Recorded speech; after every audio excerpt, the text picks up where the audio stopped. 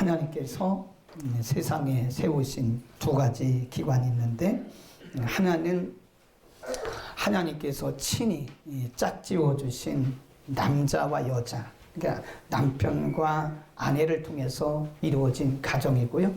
또 하나는 하나님께서 친히 말씀으로, 그리고 피로 값주고 구속하신, 속량하신 하나님의 백성들이 모인 기관인 이 교회입니다.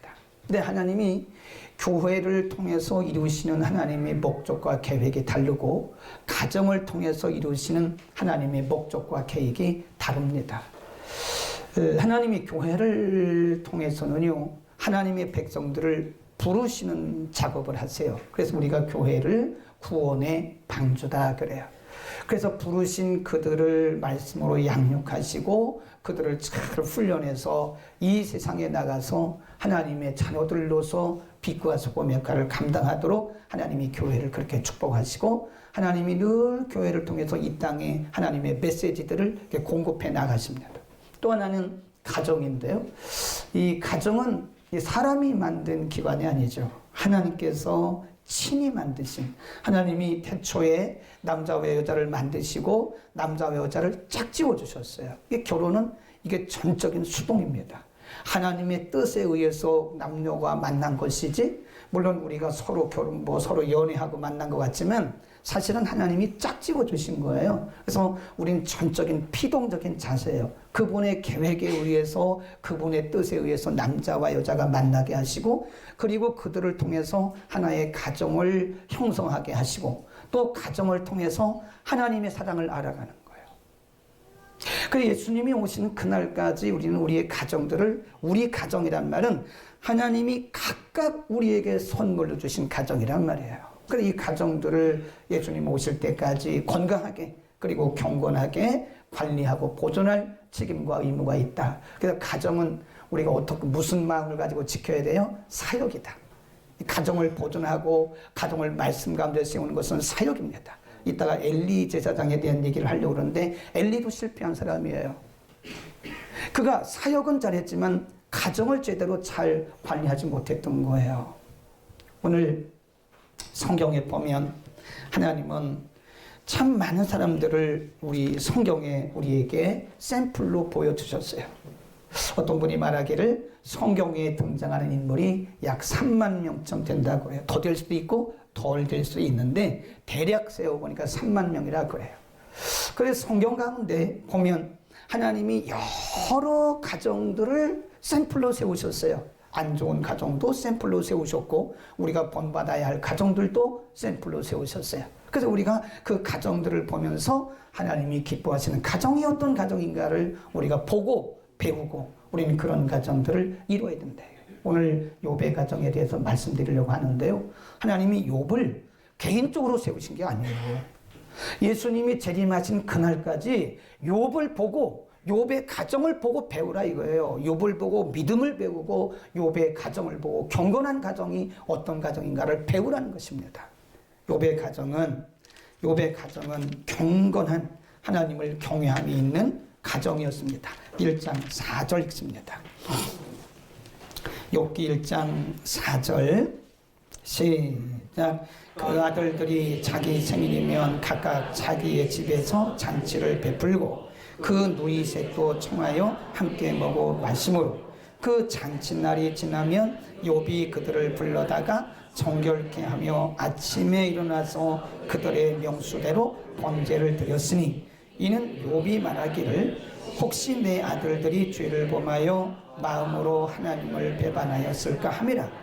욥의 행사가 항상 이러하였더라. 4절에 보면 자기 생일이, 욥의 생일이면 아들들이 집에서, 그러니까 7명의 아들이 있다 그러면 7명의 아들들이 돌아가며 참 자녀들이 위에 있던 것 같아요. 서로 미룬 것이 아니라 순서대로 했는지 그건 잘 모르겠지만, 그 아들들이 각각 자기 아버지의 생신이 되면 자기 집에 모셔서 잔치를 하고 누이들도 불렀더라 그랬어요. 이런 일은 웬만한 가정이면 다 할 수 있습니다. 그렇죠? 이런 가정은 믿음이 없어도 아버지 생신에 아버지 하는 거 웬만한 가정들은 다 할 수 있다 이거예요. 그런데 욥의 가정이 다른 것이 뭐냐면, 욥은 아버지로서 자녀들로부터 생일상 받은 것에 만족하지 않았다 이거예요. 그래서 욥은 늘 생각하기를 우리 아들들이 와서 내 생일잔치 하느라고 혹시 죄를 지었으면 어떡하나. 그래서 아침이 되면 그 아들들의 이름대로 아들들의 명수대로 다 하나님 앞에 속죄의 번제를 드린 거예요. 그 속죄의 제사입니다. 하나님 혹시 우리 아들들이 저의 생일잔치 하면서 혹시 죄를 범하지 않았을까요? 하나님 이들을 용서해 달라고 하나님 앞에 그 각 사람을 위해서 번제를 드렸다고 하는 것입니다. 욥의 가정은 하나님을 경외하는 가정이었다. 하나님을 경외한다고 하는 것은 하나님을 하나님으로 인정하는 거예요. 하나님의 권위를 인정하고 그분의 권위 앞에 복종하고 그분의 말씀에 순종한 그것이 경외입니다. 제가 금요일날 말씀드렸잖아요. 우리가 예배를 드리는데 경외함이 없는 예배는 예배가 아닙니다. 그건 종교 세레머니입니다. 마음속에 하나님을 하나님으로 인정도 안 해요. 하나님을 하나님으로 고백하지도 않아요. 그리고 앉아있어. 그것은 4월 초파일에 절에 가서 연등 행사하는 거나 똑같은 거나 이거예요. 그건 세레머니지. 우리가 하나님 앞에 기도하고 예배드리고 주를 위해서 섬기는 모든 섬김 속에 하나님을 경외하는 거예요. 하나님을 하나님으로 인정하고 하나님을 두려워할 줄 알고 하나님의 말씀을 두려워할 줄 알고 그 말씀에 순종할 마음에 자세가 되어 있고 이런 것을 우리가 경외한다 그러는 거예요. 욥의 가정은 하나님을 경외함이 있었다 이거예요. 먹고 마시고 이런 게 중요한 게 아니라 혹시 내 자녀들이 죄를 범하지 않았을까 하는 욥의 이 중심이 하나님은 이런 가정을 축복하세요. 아멘. 하나님이 찾으시는 가정은 넓은 평수의 그런 홈이 아닙니다. 하나님이 찾으시는 가정은 아름다운 멋진 장신구를 가지고 치장한 그런 홈이 아니에요. 그런 하우스가 아니에요.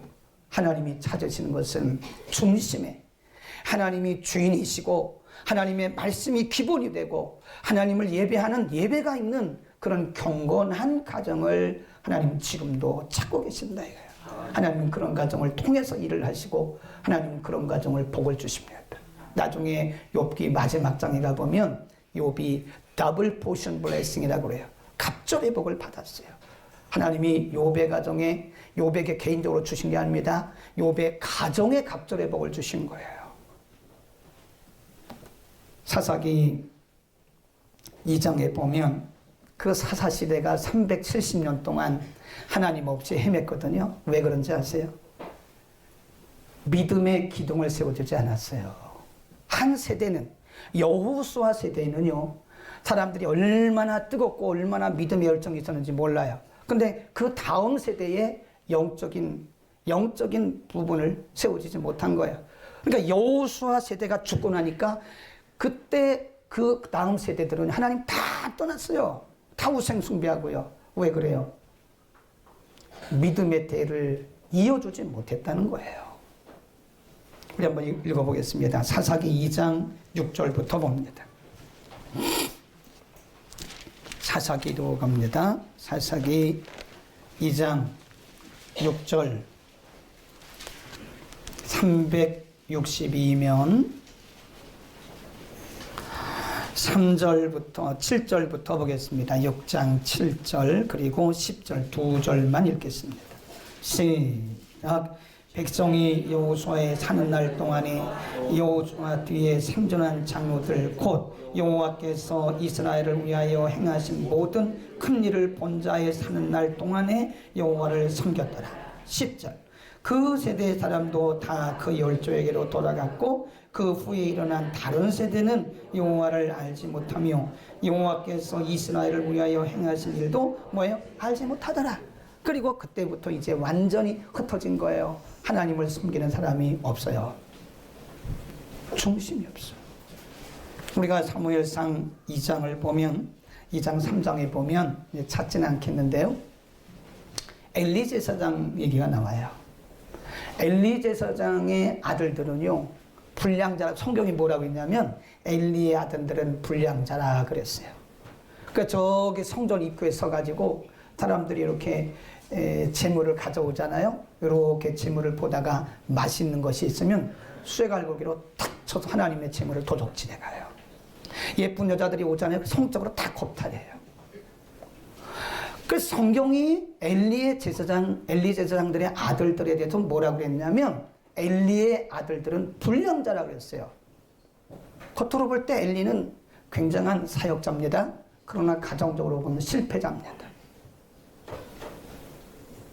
가정적으로 실패한 사람이에요. 결국은 엘리의 아들들도 다 비참하게 하나님의 저주를 받고 죽었고 엘리도 죽었어요. 대가 끊어졌습니다. 왜 그럴까요? 믿음의 중심을 세워지지 않았습니다. 그 열왕기상 2장에 보면 2장 그렇게 말씀했고 3장 12절에 보면 뭐라고 했냐면 아들들이 그러는데도 엘리가 한 번도 그들에게 말을 하지 않았어요. 왜 그러느냐라고 기준을 안 세워준 거예요. 섭섭하리만큼 그들에게 책망을 해가면서 기준을 세웠어야 되는데 그냥 둔 거예요. 우리 시대하고 똑같아요. 아, 쟤는 뭐 공부 잘하니까 알아서 하겠지. 공부가 다가 아니잖아요. 저애는 뭐 돈 많이 벌어오니까, 저애는 뭐 연봉이 많으니까 뭐 이것에 우리는 만족하고 자녀들이 어떻게 살아가는지에 대해서 우리는 어떤 기준을 세워주지 않는데 섭섭하리만큼 하세요. 응? 엘리의 가정처럼 되지 않기 위해서는 가정에 누군가가 섭섭할 만큼 가족들을 말씀으로 끌어가는 자가 있어야 됩니다. 남편이 못하면 아내라도 해야지. 원래는 남편들이 가정을 세워가야 되는데 요즘 남편들이 좀 시원찮아요. 그럼 아내들이라도 좀 든든하게 가정의 기둥 역할을 해서 말씀을 세워야 된다. 아멘. 우리 아멘 크게 합시다. 아멘. 아멘. 우리의 사명, 이게 미니스트리예요. 미니스트리입니다. 가정이 하나님 예수님 오시는 그날까지 하나님께서 원하시는 모습으로 세워져야 된다. 욥의 가정은 마지막으로 하나님을 어떻게 경외할 수 있었는가? 가만히 이렇게 생각해 보면요. 욥이 참 굉장히 훌륭했던 거 하나가 뭐냐면 자녀들이 아들들이 돌아가면서 제가 볼 때는요. 욥의 아들들이 아버지 욥을 위해서 생일잔치를 굉장히 거하게 했던 것 같아요. 그러나 욥은 거기에 만족한 게 아니에요. 그저 아들들이 차려준 생일상 먹고 만족해가지고 배불러서 있으면 그건 영적인 아버지가 아니에요. 욥의 가치관은 그거는 차후의 문제예요. 차후의 문제. 얘들이 정말 하나님 앞에 바로 섰을까? 우리 아들들이 말씀 가운데 바로 섰을까? 라고 하는 이것은 우리가 뭐라고 하냐면 영적인 가치관이라 그래요. 신앙적 가치관이라 그래요. 오늘날 얼마나 많은 가정들이 해체되고 있어요? 우리가 이 시대를 가정 해체의 시대라고 합니다. 기독교인의 가정들조차도 상당히 해체되어 가고 있습니다. 요즘요 신방을 안 받습니다. 우리도 지금 봄 신방, 가을 신방 안 한 지가 오래됐어요. 근데 우리나라가 전반적으로 신방을 안 합니다. 옛날 같으면 봄, 가을로 대신방 했어요. 춘계 대신방, 추계 대신방. 지금 하는 교회가 많이 없어요. 하긴 하는데 잘 안 합니다. 왜 그런가? 가정에 프라이버시가 있다는 거예요. 자기네 가정을 이렇게 드러내 보이기를 싫어하는 거예요. 그만큼 가정들이 이게 남의 비밀스러운 그런 문제들이 있다는 거예요. 꼭 그런 건 아니겠지만 그렇습니다. 많은 가정들이 흔들리고 있고 많은 가정들이 해체되어 가고 있어요. 이거는 이 시대가 안고 있는 숙제이기도 하고 이 가정들을 바로 세워나가야 할 우리의 사명이기도 합니다. 그래서 우리나라에도 보면 참 감사하게 이렇게 가정 사역하는 분들이 많아요. 네. 제가 LA에 가서 참 느낀 것이 있는데 참 굉장히 제가 고민을 했어요. 이걸 어떻게 말을 해야 되고 어떻게 이해를 해야 되는가. 다 그런 건 아닙니다. 그 한인사회에서 보니까요 참 복잡한 가정들이 많아. 그리고 전혀 거기에 대해서 전혀 어떤 가책이 없어요. 제가 다 내용을 얘기를 못 하겠습니다. 그리고 선교사고, 그리고 사역자입니다. 사역하고 있어요. 얼마나 뜨겁게 기도하는지 몰라요. 나는 그분이 굉장히 뜨겁게 기도하고 찬양하기 때문에 가정이 괜찮겠지 그랬어. 근데 전혀 아니었어요. 얘기하면 여러분 시온듭니다. 얘기할 수가 없어요. 버젓이 그렇게 찬양하고 기도하고. 그러니까 겉으로 볼 때는 굉장히 뜨거워. 그러니까 제가 늘 하는 얘기가 뜨거운 것이 신앙의 본질이 아니라는 것을 늘 얘기하잖아요. 감정일 수도 있어요. 가정이 정말 성경적 가정이 아니더라 이거예요. 굉장히 고민을 했어요. 야, 이거를 내가 하나님이 아니기 때문에 정죄는 못합니다. 제가 하나님이 아니기 때문에 정죄는 못하지만 신학적으로 성경적으로 이거를 어떻게 해석을 해야 되는지 참 고민을 많이 하고 그 뒤에는 그냥 하나님이 알아서 하시겠지 하고 내려놨어요. 그건 제 분야가 아니니까 하나님이 알아서 하실 분야지 그걸 뭐 제가 정죄할 수 있는 건 아니잖아요. 그러나 그건 우리의 오면한 현실입니다. 많은 가족들이 넓은 가구가 있는, 큰 가구가 있는, 멋진 가구가 있는, 화려한 가구가 있는 그것으로 여러분 만족하지 마십시오. 어떤 가정 가보니까 그냥 뭐 편백나무로 된 거, 편백나무 장이 있는데 그게 뭐 700만 원이라고, 어떤 거는 이태리에서 수입했는데 1200만 원이라고. 그거 중요하지 않습니다. 중요하지 않아요. 우리가 살고 있는 집이 방이 몇 개냐, 몇 평이냐, 그거 중요하지 않아요. 많으면 편하겠죠. 뭐 가구가 좋고 이러면 좀 편리는 하겠죠. 그러나 그것은 본질은 아니라는 거예요. 본질은 아니에요. 편리할 수는 있지만 그것이 영적이거나 그것이 본질은 아니라는 것을 우리가 알아야 돼요. 우리는 참 가슴 아프게도 우리의 크리스찬들조차도 가정에 대한 가치관이 그렇게 되어 있어요. 그래서 뭐 모이면 야 너는 몇 평 사냐 그래, 몇 평 사냐. 우리 큰딸이 영창초등학교를 나왔어요. 우리가 바로 옆에 영창초등학교에서 지금은 여기 그 무슨 아파트요? 이편안인가 거기 그 아파트 들어오기 전에 옛날에 동아연립이라고 있었어요. 동아연립. 거기 사는 거 아시죠? 우리 2천만 원에 전세 살았어요 그때. 근데 얘가 학교 거기서 걸어오면 3분이면 옵니다. 영창 여기 중학교인가? 중학교구나. 초등학교는 저 뒤고 중학교에 거기 오는 거는 3분이면 그냥 애들 걸어오면 3분, 늦으면 5분이면 집에 충분히 와요. 근데 10분이 돼도 안 와. 15분이 돼도 안 와요. 근데 얘가 어떻게 하면 이렇게 돌아. 이렇게 자기 친구들 가는 쪽으로 돌아. 동아파트 쪽으로 돌아. 이렇게 돌아서 애들 다 끝나고 나면 집으로 몰래 싹 들어오는 거예요. 그럼 물어봤어요. 왜 그러니? 왜 애들이 놀린다는 거예요. 그때 그 연립이요, 진짜 쓰러져가는 연립이었어요. 놀린다는 거예요. 그걸 잘못하면 아이들에게 왕따를 당할 수도 있다는 거예요. 그래서 얘가 올 때마다 항상 늦게 와.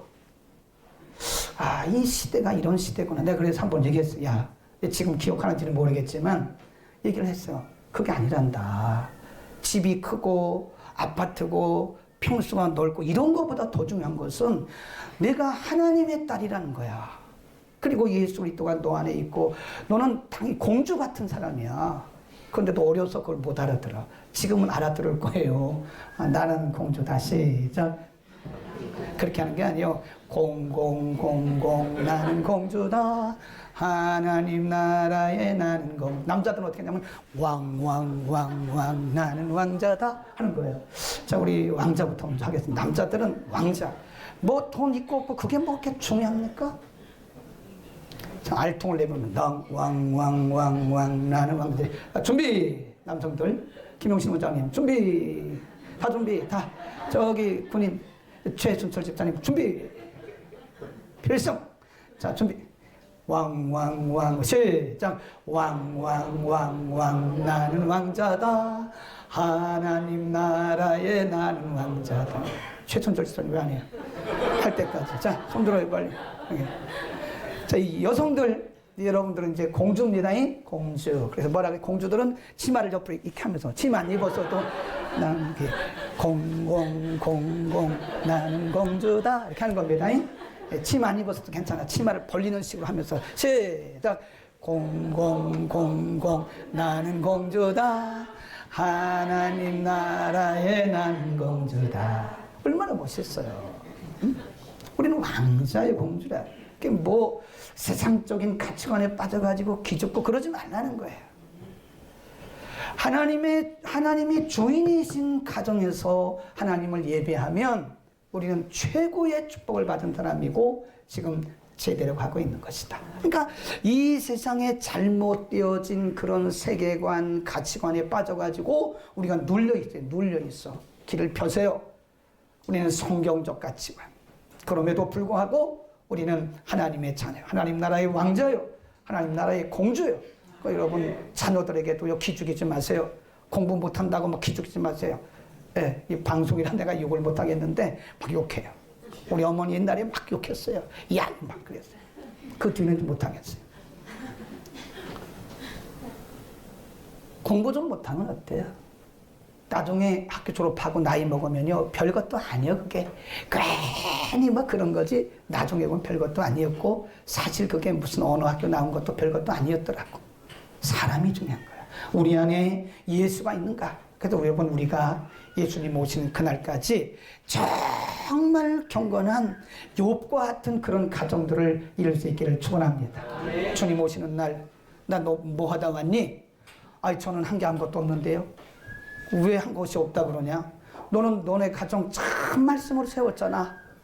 눈물로 너의 가정을 세웠잖아. 예수님이 십자가를 지시려고 이제 막 갈 때에 예루살렘의 여인들이 막 눈물을 흘리면서 예수님을 향해 따라와요. 그때 예수님이 돌아서서 하신 말씀이 있어요. 예루살렘의 딸들아, 나를 위해서 울지 마라.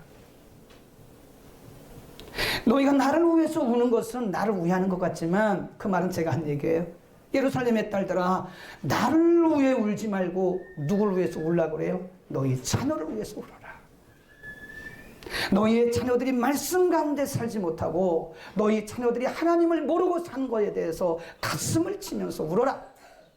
하나님이, 예수님이 그런 말씀하셨어요.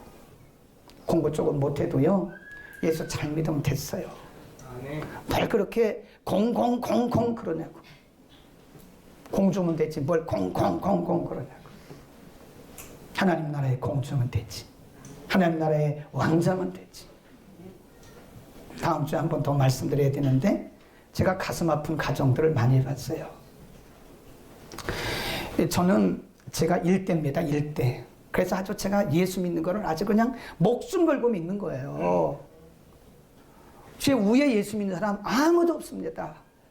할아버지는 한학자였어요. 맨날 갓 쓰고서 할머니는 맨날 부엌에서 종처럼 일하셨던 그런 가정이라고. 한학가정, 유학자 가정. 우리 아버지도 할아버지, 정조 할아버지가 사입 이단에 빠져가지고 교회라면 경기를 하시는 분이에요. 나중에 우리 집사람이 어떻게 해서 전도해가지고 그래도 엉터리긴 하지만 집사까지 받고 그러고 가셨어요. 어머니는 제가 신학교 다닐 때 후회스러운 게 뭐냐면 후회스러운 게 제가 신학교 다닐 때 돌아가셨는데 내가 전도를 안 했어요. 하나님 앞에 책망될 것 같아요. 전도를 못했어요. 그때 했어야 되는데 신학교는 그냥 여벌로 다닌 것 같아요. 그래서 제가 저의 소망은 항상 제가 늘 얘기하잖아요.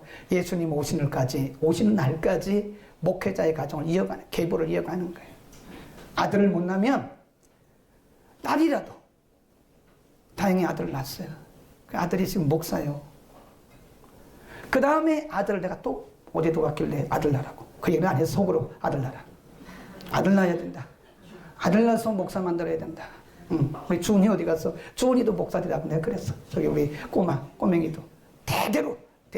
뭐 스카이 가는 거 중요한 거 아니고, 목사되고 선교사 되고.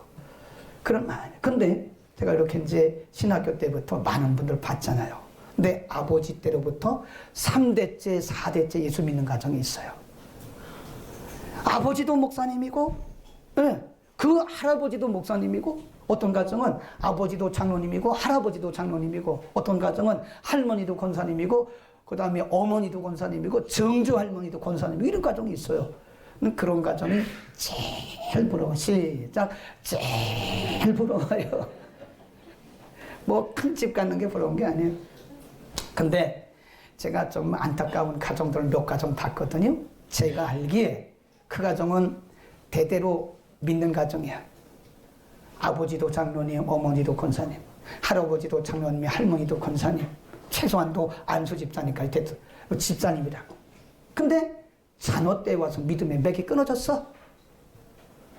저는 그 가정을 보면서 가슴을 치면서 안타까워합니다. 이야, 우리 나같이 일대 예수 믿는 가정은 생명 걸고 목숨 거는데, 아니 저들 가정은 저렇게 참 멋진 가정에 태어나서 저렇게 믿음의 맥을 못 이어가냐. 참 이 자리도 한두 명 있는 것 같은 느낌이 드네. 있다고는 얘기 안 했어요. 느낌이 든다고 그랬어요. 우리 목숨 걸고 가정을 욥과 같이 거룩한 가정으로 지켜나갈 수 있기를 축원합니다.